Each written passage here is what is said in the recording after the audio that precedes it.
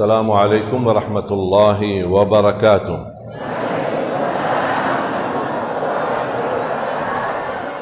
Amalan yang pertama yang sudah saya sampaikan tadi.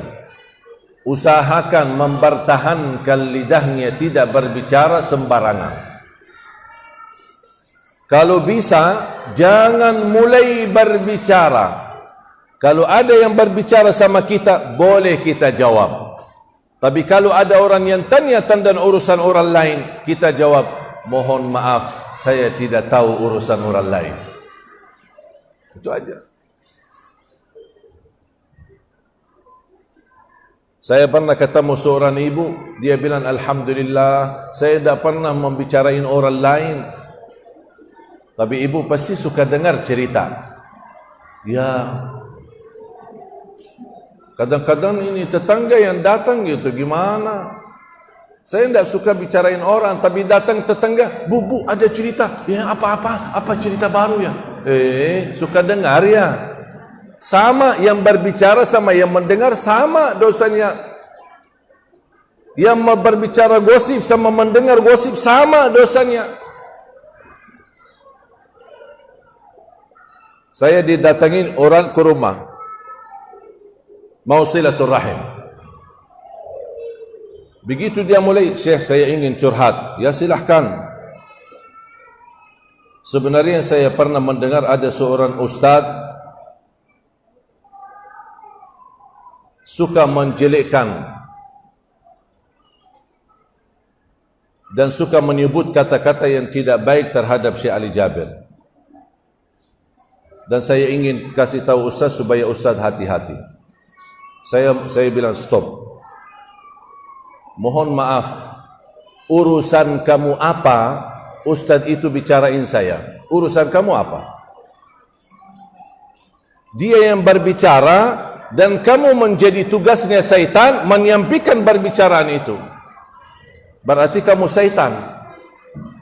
Kalau kamu datang silaturrahim, ahlan wa sahlan, silahkan. Tapi kalau kamu datang membawa cerita orang ke saya, lebih baik keluar dari rumah. Saya tidak mau tahu dan saya tidak mau dengar. Yang mau berbicara, biarin. Yang pusing siapa? Dia. Yang berdosa siapa? Dia. Kenapa saya pusing? Saya tidak mau tahu siapa yang memuji saya atau siapa yang menjelekkan saya. Saya tidak peduli. Yang puji saya tidak peduli, yang menjelekkan yang saya juga tidak peduli. Yang saya pedulikan hanya ridha Allah. Allah senang, saya kerjakan. Allah tidak senang, saya tinggalkan. Jangan yang dikejar ridha manusia.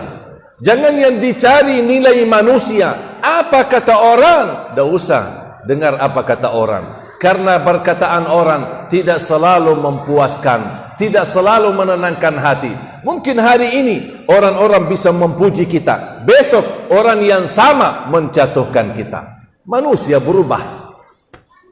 Tapi kalau Allah ridha dan ridha Allah selama-lamanya, tidak mungkin dimurkai lagi. Tapi kalau manusia hari ini senang, besok ada satu kejadian bisa berubah lagi. Apalagi media lebih jahat. Sebentar mengangkat orang, tiba-tiba menjatuhkan orang. Sebentar membahas banyak, tiba-tiba membahas jeleknya orang. Na'udzubillahi min dzalik. Hati-hati. Tak usah tahu tentang cerita orang. Tutup telinga. Dengarlah yang baik. Kalau ada cerita urusan orang, mohon maaf. Kecuali kalau bapa ibu mau mendengar supaya bisa bantu. Bisa ikut membantu mencari solusi masalah yang mereka hadapi dalam rumah tangga mereka. Dan ingat ancamannya, barang siapa kata Rasulullah SAW, man tatabba'a awrata akhihi al-mu'min tatabba'a Allahu awratahu wa fadahahu walau fi jawfi baiti. Barang siapa yang ikut aib seorang, tetangganya dan rumah orang lain, akan Allah buka aib rumahnya sendiri walaupun dia sembunyikan di dalam rumah. Itu ancamannya.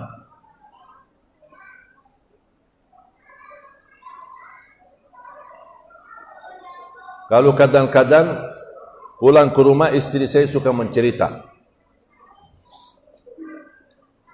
Ini ada cerita kejadian begini begitu sama teman-temannya, sahabat-sahabatnya.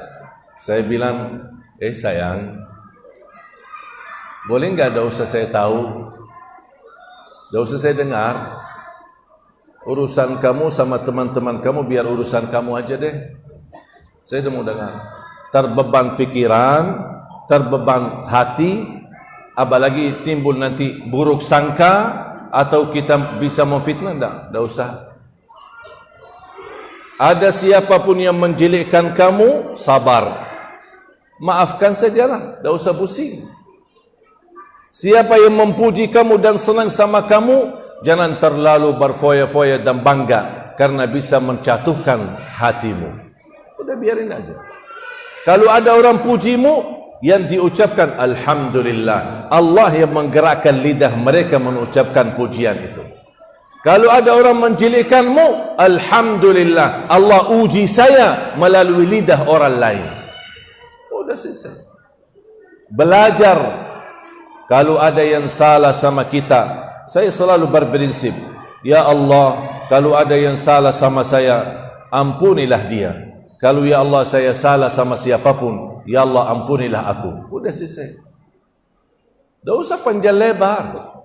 Tidak usah tahu siapa yang salah sama kita, siapa yang menjelekkan kita, siapa yang fitnah kita. Tidak usah tahu.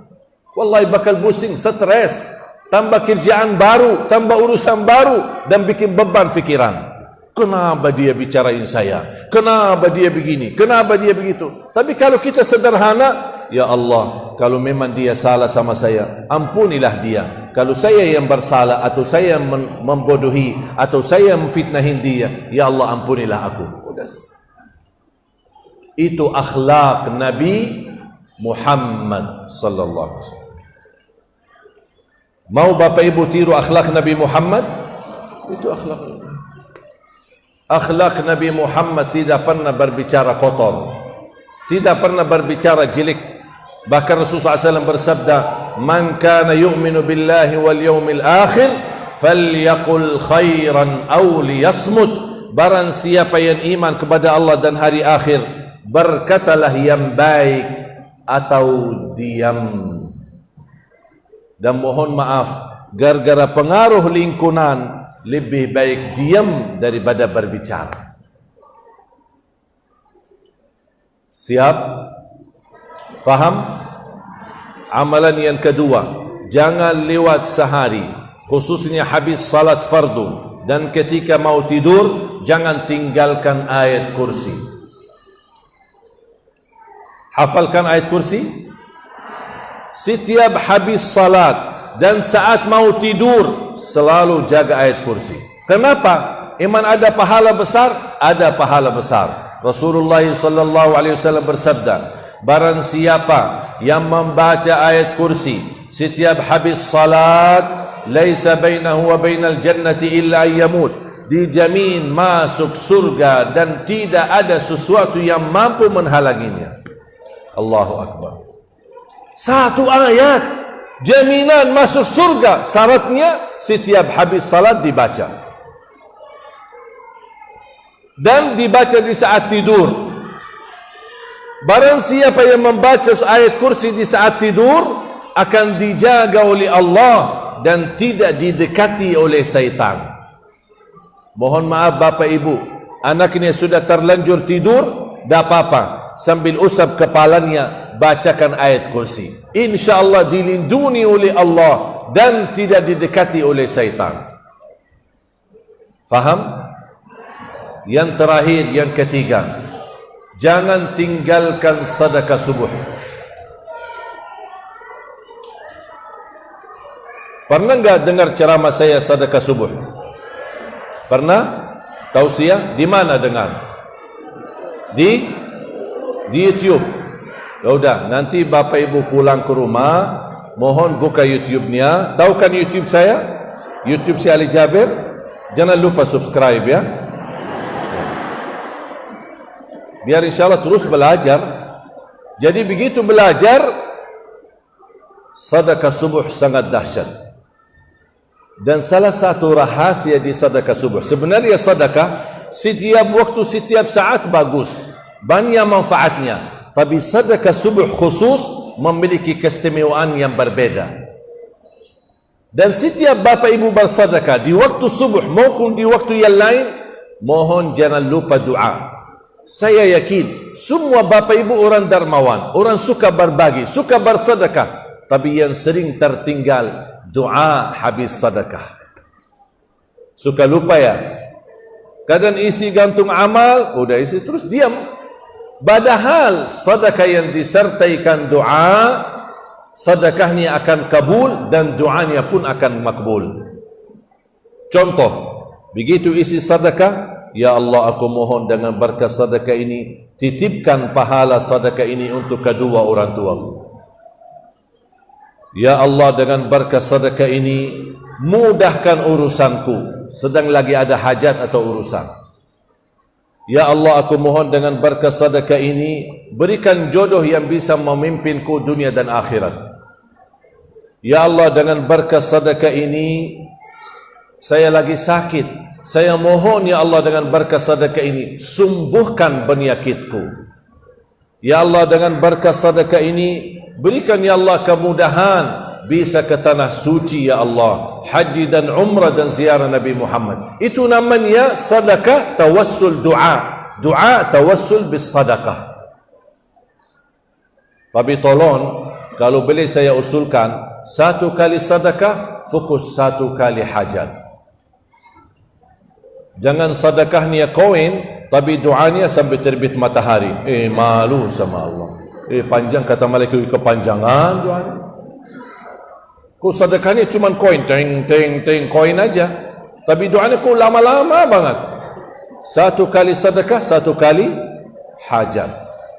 Tolong ajarin anak-anak kita sedekah, apalagi mereka ada ujian atau belajaran sekolah yang merasa kesusahan dan kesulitan. Tanamkan mereka dari kecil suka berbagi, bukan hanya menerima. Suka bersedekah, bukan hanya menerima. Menjadi anak yang ikhlas, dan ketika dia menghadapi sesuatu, ajarkan dia supaya dia tertanam selalu hajatnya dia meminta sama Allah dulu sebelum meminta sama orang tua.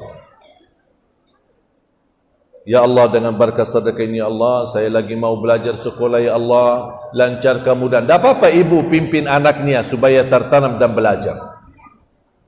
Sudah faham? Sudah jelas 3 amalan yang saya sampaikan? Kira-kira ingat?